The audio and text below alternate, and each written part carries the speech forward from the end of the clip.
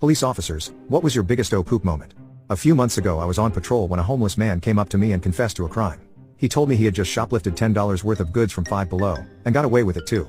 As I took a closer look at him, I noticed his eyes were filled with tears and he was super skinny. So I simply told him to return them, and suddenly he got really mad. He took the stolen items out of his pockets, threw them on the floor and stomped all over them while shouting arrest me, arrest me.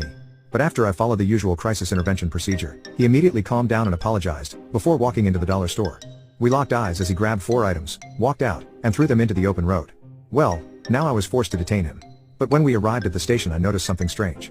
Usually, people like this have a record of petty crime longer than the Cheesecake Factory menu. But he was completely clean. So I told him that since this was his first offense, I would let him away with a warning. But instead of thanking me, he burst into tears and started begging me to lock him up. He told me he hadn't eaten in almost 3 days, and he was sick of not knowing where he was going to sleep each night.